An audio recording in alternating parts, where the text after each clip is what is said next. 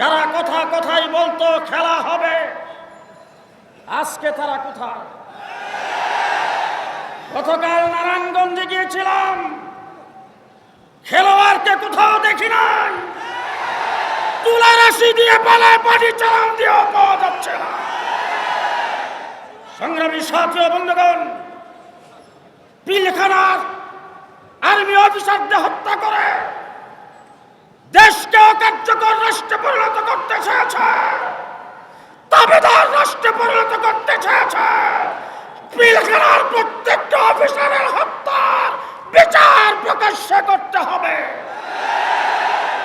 2013 সালের শাপলা চত্বরে তাহাজ্জুদরত জিকিররত আলেম ওলামায়ে কেরামের উপরে নির্বিচারে গুলি চালায় যে শেখ হাসিনার নির্দেশে হত্যা করা হয়েছিল, শেখ হাসিনাকে ধরে এনে প্রকাশ্যে ফাঁসির কাস্টে ঝুলাতে হবে।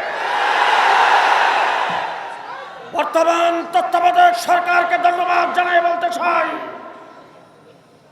জনাব ডাক্তার ইউনূস সাহেব, আপনি একজন গুণীজন, আপনি নোবেল পুরস্কার পেয়েছেন, আমরা আপনাকে দিয়ে গর্বিত। আপনাকে নিয়ে ষড়যন্ত্র কম করা হয় নাই, আপনাকেও ষড়যন্ত্রমূলক মামলা দিয়ে বিচারের আসনে খাড়া করা হয়েছে। সুতরাং সেগুলি আপনি নিশ্চয়ই বলে যান নাই। অনতি বিলম্বে হাসিনা যেখানেই থাকে তাকে বাংলাদেশে এনে ফাঁসির কাস্টে ঝুলিয়ে দেবেন, ফাঁসির কাস্টে ঝুলিয়ে দেবেন।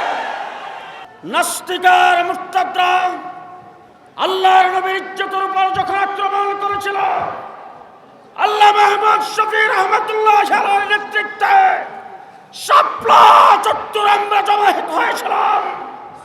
আবার এই দেশ জাতিকে সুরক্ষার জন্য, রাষ্ট্র গঠনের জন্য, ইসলামকে টিকে রাখার জন্য আবার প্রয়োজনে